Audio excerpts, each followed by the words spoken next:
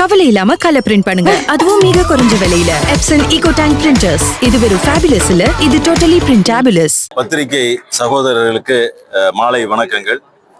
இன்றைய தினம் சின்னக்காளிவாளையம் பகுதியில ஒரு போராட்டம் நடந்து கொண்டிருக்கின்றது.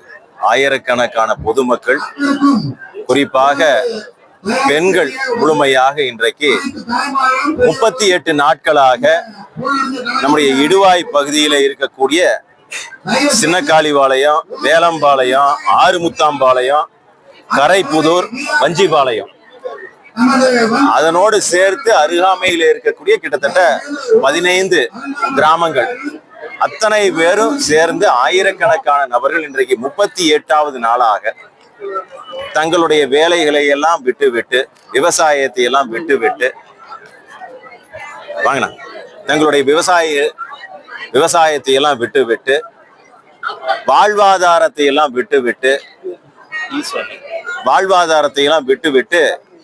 இந்த பகுதியிலே நடக்கக்கூடிய அக்கிரமத்தை தட்டி கேட்க வேண்டும் என்று சொல்லி 38 நாட்களாக இன்றைக்கு இரவு பகலாக போராட்டம் நடத்தி வந்து கொண்டிருக்கின்றார்கள். இந்த போராட்டம் எதற்காக?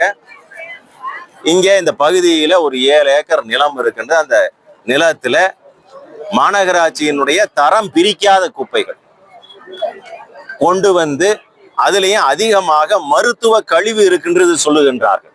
இதுல ரொம்ப கவனிக்கப்பட வேண்டியதுன்னா, எங்கேயோ எடுத்து கொண்டு வந்த மருத்துவ கழிவு, கெமிக்கல் கழிவு அதனோடு கலந்து கொண்டு வந்து இந்த பகுதியில இருக்கக்கூடிய இந்த சின்னக்காளிவாளையத்துல அமைந்திருக்கக்கூடிய இந்த 7 ஏக்கர்ல கொட்டி இருக்கின்றார்கள். அந்த பகுதியில இருக்கக்கூடிய மக்களுக்கு உண்ண முடியாமல், குழந்தைகள் உறங்க முடியாமல், வயதான நபர்கள் உறங்க முடியாமல் மிகுந்த மன உளைச்சல் மட்டும் கிடையாது, உடல் ரீதியாகவும் மன ரீதியாகவும் பெரிய ஒரு சிரமத்திற்கு உள்ளாகி இருக்கின்றார்கள்.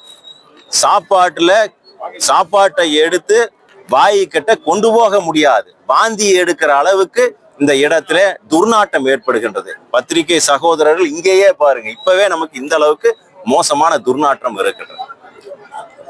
நமக்கே வெளியிலிருந்து வந்திருக்கக்கூடிய நபர்களுக்கு இவ்வளவு தள்ளி இருக்கக்கூடிய நமக்கே இந்த கஷ்டம் இருக்கின்றது என்று சொன்னால், அந்த பகுதியில இருக்கக்கூடிய இந்த பகுதியில இருக்கக்கூடிய மக்களுக்கு எப்படி இருக்கும்? இப்படி ஒரு கொட்டுவதற்கான அத்தனை ஏற்பாடுகளையும் செய்து கொண்டிருக்கின்றார்கள். அதனால இன்றைக்கு மக்கள் எல்லாம் ஒன்று கூடி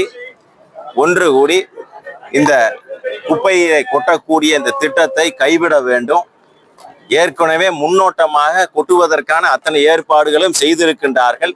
இருந்தாலும் கூட இந்த பகுதியினுடைய மக்கள் ஒன்று திரண்டு எந்த லாரியையும் உள்ளே விடமாட்டோம், குப்பைகளை கொட்டினீர்கள் என்று சொன்னா நாங்களும் எங்க பகுதியில இருக்கக்கூடிய குப்பைகளை எல்லாம் கொண்டு போய் யார் அந்த குப்பைகளை கொட்ட சொல்லுகின்றார்களோ அதே பகுதியிலே நாங்களும் கொட்டுவோம் அப்படிங்கிற ஒரு தீர்மானத்தை கூட எடுத்திருக்கின்றார்கள். அதனால இந்த வாழ்வாதாரத்தை கெடுக்கக்கூடிய இந்த திட்டத்தை உடனடியாக கைவிட வேண்டும். குறிப்பாக திமுகவினுடைய மாநகராட்சி மேயர் இதை முன்னின்று நடத்துகின்றார்கள் அப்படிங்கிறது அத்தனை தகவல்களும் வருகின்றது. திமுகவினுடைய மேயர் அப்படிங்கிறது தனிப்பட்ட விமர்சனம் கிடையாது. இப்பதான் சமீப காலமாக மின்சார திருட்டுல ஈடுபட்டு இருந்தார் அந்த மேயர். இது என்னெல்லாம் செய்திருக்கின்றார் நமக்கு தெரியாது. இன்றைக்கு அத்தனை பேர்த்தினுடைய வாழ்வாதாரத்தை அளித்திருக்கின்றார்கள். அதனால இன்றைக்கு பாரதிய ஜனதா கட்சியினுடைய மாவட்ட தலைவர் அவர்களுடைய தலைமையில நம்முடைய கட்சி சார்பற்ற விவசாயிகள் சங்கத்தினுடைய தலைவர் அன்புக்கினிய ஈஸ்வரன் அவர்கள் தலைமையில சிபி சுப்பிரமணியம் அவர்களுடைய ஒருங்கிணைப்புல இன்றைக்கு பெரிய அளவுல இன்றைக்கு போராட்டம் நடந்து கொண்டிருக்கின்றது. அடுத்த கட்டமான போராட்டத்திற்கு மத்திய அமைச்சர்கள், சுற்றுச்சூழல் சார்ந்த மத்திய அமைச்சர்கள் கூட கூப்பிடலாம் என்று எங்களுடைய கட்சியின் சார்ந்து நாங்கள் எல்லாம் ஆலோசித்திருக்கின்றோம். அதனால உடனடியாக இந்த திட்டத்தை கைவிட வேண்டும். இல்லை என்று சொன்னால் மிக தீவிரமான இந்த விஷயத்தை பாரதிய ஜனதா கட்சி குறிப்பாக மக்களோடு சேர்ந்து இதுல களத்திலே இறங்கும் என்று சொல்ல கடமைப்பட்டிருக்கின்றோம். அதனோடு சேர்த்து இன்றைக்கு நல்ல ஒரு தீர்ப்பு வந்திருக்கின்றது.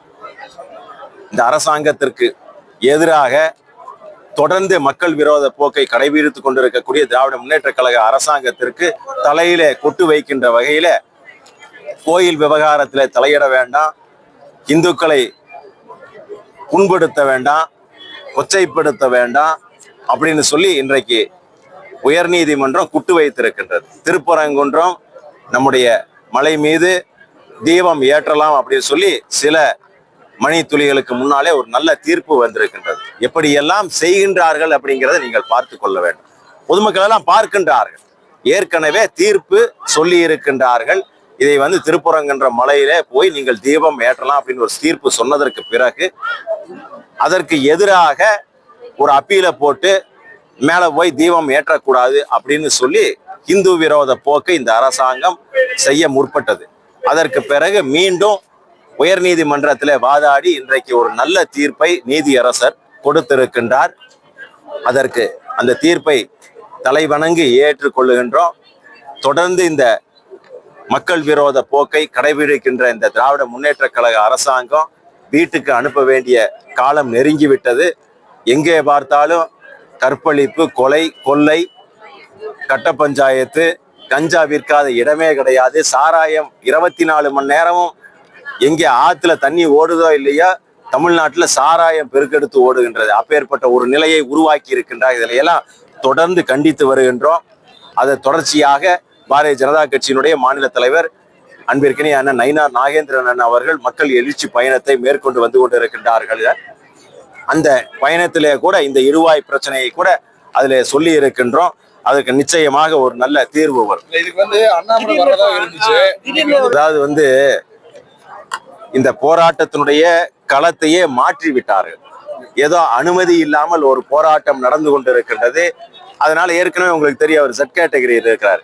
தகுந்த முன் அனுமதி பெற்றுத்தான் வர வேண்டும் அப்படிங்கிறது ஒரு குறிப்பான இருக்கின்றது. அதனால இது அனுமதி இல்லாமல் அவர்கள் நடத்தி கொண்டிருக்கின்றார்கள் அப்படின்னு சொல்லி அதை பொய்யான விஷயத்தை சொல்லி இது பட்டா இடத்துல இங்க வந்ததுக்கு பிறகுதான் தெரியும். பட்டா இடத்துல அவர்கள் அமைதியான அறவழி போராட்டத்துல அவர்கள் செய்து கொண்டிருக்கின்றார்கள். அதனாலதான் நானும் அவரும் வரதாத்தான் இருந்தது.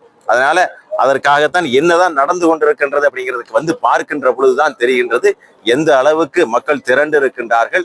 இங்கே அறவழி போராட்டம் நடந்து கொண்டிருக்கின்றது, பட்டா இடத்துல நடந்து கொண்டிருக்கின்றது. எப்படியாவது ஒடுக்கப்பட வேண்டும் அப்படின்னு சொல்லி தவறான புள்ளி விவரத்தை சொல்லி இருக்கின்றார்கள். நான் அவரிடத்துல சொல்லி இருக்கின்றேன், அடுத்த கட்டத்துக்கான போராட்டத்திற்கு நிச்சயமாக அவர் வந்து விடுவார் அப்படின்னு சொல்லி அவரே சொல்லி இருக்கின்றார், விதிச்சிருக்கிறாங்க. அதனாலதான் அவர் வர்றது அப்படின்னு சொன்னது உடனேயே இந்த களத்தவே மாத்தினாங்க. ஏற்கனவே கடிதம் கொடுக்கப்பட்டது, மாவட்ட தலைவருக்கும் முன்னாள் மாநில தலைவருக்கும் அவர் கடிதம். அதுல என்ன போட்டிருக்காருன்னா, நாளைக்கு சட்டம் ஒழுங்கு ஏற்படுகிற பிரச்சனைக்கு முழுக்க முன்னாள் மாநில தலைவர் திரு அண்ணாமலை அண்ணன் அவர்களும் நீங்களும் மட்டுமே பொறுப்பு. அதனால இந்த கூட்டத்துக்கு வரக்கூடாது என்று கடிதம் கொடுத்திருக்காங்க. இவருக்கும் மாவட்ட தலைவர் சீனிவாசன் அவர்களும் கொடுத்திருக்கிறாங்க, அண்ணாமலை அவர்களுக்கும் கொடுத்திருக்கிறாங்க. அதனால பொய்யான காரணங்களை சொல்லி இதை சொல்லி இருக்கின்றார். அதனால இதை பற்றி கூட கள நிலவரத்தை பற்றி கூட உயர்திரு திரு கே அண்ணாமலை IPS அவர்களிடத்துல சொல்ல இருக்கின்ற சொல்லி அடுத்த கட்டத்துக்கான போராட்டத்தை அவர் கலந்து கொள்வார்கள். அதே போல இந்த அவர் வருகின்றார் என்று சொன்ன உடனேயே இந்த போராட்டம் நடந்து கொண்டிருக்கக்கூடிய அந்த இடத்தை எல்லாம் சீல் பண்ணி ஏதோ மக்கள் எல்லாம் தீவிரவாதிகளை போல சித்தரிச்சு இங்க இருக்கிறவங்களுக்கெல்லாம் அவ்வளவு மன உளைச்சலை கொடுத்து பாவம் 99.99% இங்க இருக்கக்கூடிய மக்கள் விவசாயம் தான் வாழ்வாதாரம். அதையெல்லாம் விட்டு 38 நாட்களாக போராடி கொண்டிருக்கின்றார் சொன்னோம்னா, ஏதாவது ஒரு அரசாங்க அதிகாரினாலும் பேசியிருக்கணும். எந்த ஒரு அரசாங்க அதிகாரியும் கூட இவர்களுடைய கோரிக்கைக்கு செவி சாய்க்கவில்லை. கலெக்டர் இதுவரைக்கும் எந்த ஒரு பதிலும் சொல்லவில்லை. யாருமே பொறுப்புள்ள ஒரு அதிகாரி யாரையுமே இங்க பேச கிடையாது. இங்க இருக்க 38 நாளாக சோறு தண்ணி இல்லாம கஷ்டப்பட்டு இருக்கிறாங்க விவசாயிகள். இதெல்லாம் அரசாங்கம் காதிலே போய் விழாதா? டாஸ்மார்க் சேல்ஸ் குறைஞ்சது அப்படின்னு சொன்ன உடனேயே கலெக்டரும் கமிஷனர் உட்கார்ந்து பேசுறாங்க, சேல்ஸ் குறைஞ்சிருச்சு அப்படின்னு. என்ன பேசுறாங்க? டாஸ்மார்க்கு முன்னாடி ட்ரங்க் அண்ட் டிரைவ் குடிக்கிறாங்க, அதனால குடிக்கிறதுக்கு பயப்படுறாங்க அப்படின்னு சொன்னோன்னே, இல்ல இனிமேல் நாங்க அப்படி எல்லாம் செய்ய மாட்டோம் அப்படின்னு 2 பேர் பேசக்கூடிய நிலைமை இருக்கின்றது. என்னெல்லாம் நடக்குது பாருங்க. சேல்ஸ், டாஸ்மார்க் சாராயத்தினுடைய சேல்ஸ் எப்படி அதிகப்படுத்தலாம், கஞ்சாவினுடைய விற்பனை எப்படி அதிகப்படுத்தலாம், காசு வாங்கி கொண்டு இன்னைக்கு அரசாங்கத்தினுடைய அதிகாரி எதை பிரமாண பத்திரம் எடுத்து அரசாங்கத்துல சேர்ந்தார்கள். நான் நீதியை நிலைநாட்டுவாது, எந்த அரசாங்கமாக இருந்தாலும் சரி மக்கள் விரோத போக்கை தான் கடைபிடிக்க சொன்னார்களா? அதனால இங்க இருக்கக்கூடிய அதிகாரிகளுக்கு சொல்ல கடமைப்பட்டு இருக்கின்றோம். அடக்குமுறையை வைத்து மக்களை ஒடுக்கலாம் என்று மட்டும் நினைத்து விடக்கூடாது. இந்த போராட்டம் தொடர்ந்து நடைபெறும். இப்பேற்பட்ட ஒரு முனைப்பை காட்டினால் அடுத்த கட்டத்திற்கு வீரியத்தோடு நாங்கள் களத்துல இறங்குவோம். அப்படி அதே தான் திருப்பி சொல்றோம். இப்ப நீங்க திருப்பரங்கன்றத்துல எங்க ஆர்டர் வந்திருக்கு? ஆர்டர் கிடையாது. சரி, அரசாங்கம் நீதிமன்ற உத்தரவை மதிக்கின்றதா? அவ்வளவுதான் ஒரே கேள்வி. இப்போ சகோதரர் 5 நிமிஷத்துக்கு முன்னால் நடந்தது. நீதி அரசர் ஒரு உத்தரவை போடுகின்றார். திருப்பரங்குன்றத்துல மலையில போய் தீபம் ஏற்றலாம்னு சொன்னதை அதை கேட்காம ஏற்ற போன நபர்களை கைது செய்து சிறையிலே அடைக்கின்றார்கள் அப்படின்னு சொன்னோம்னா இவர்கள் நீதிமன்றத்தை மதிக்கின்றார்களா? நாங்கள் மதிக்கின்றோம். அதனால உத்தரவு போட கிடையாது. உங்களுக்கு வேணாலும் ஒரு காப்பி கொடுக்கின்றோம். அதை ரிசர்வ்ல வச்சிருக்கிறாங்க. இங்க இருக்கக்கூடிய போராட்டங்களை எல்லாம் நீதி அரசர்கள் முன்னாலே கொண்டு போய் சமர்ப்பிக்க இருக்கின்றோம். இங்க இருக்கக்கூடிய வாழ்வாதாரம் எப்படி கெடும் அப்படிங்கறத நாங்க சமர்ப்பிக்க இருக்கின்றோம். இதே போல ஒரு நிலைமை ஏற்பட்டு இருக்கின்றது. நம்ம நிச்சயமா அங்க பத்திரிகையாளர்கள் உங்களை சகோதரிகளை சந்தித்த பிறகு முழுமையான அறிக்கை, இங்க இருக்கக்கூடிய மக்களுடைய கோரிக்கை என்ன, இந்த அரசாங்கம் ஏன் செவிசாய்க்கவில்லை, எந்த அரசாங்க அதிகாரியும் ஏன் வரவில்லை, முழு புள்ளி விவரத்தையும் ஒரு அறிக்கையாக கொண்டு போய் நாங்கள் எங்களுடைய மத்திய அரசாங்கத்திடம் கொடுத்து நேரடியாக நம்முடைய மத்திய அமைச்சர் நேரடியாக இங்கே வரவழைப்பதற்கான அத்தனை ஏற்பாடுகள் நடக்கும். இதுல நயினார் நாகேந்திரன் அவர்களுடைய அனுமதி பெற்று அவர்களும் இந்த போராட்ட களத்துல மக்களோடு நிற்பார்கள். மதிப்பிற்குரிய அண்ணாமலை அவர்களும் இந்த போராட்டத்திற்கு வர இருக்கின்றார்கள். அப்படிங்கிறது பல்வேறு விஷயங்கள் நடந்து கொண்டிருக்கின்றது.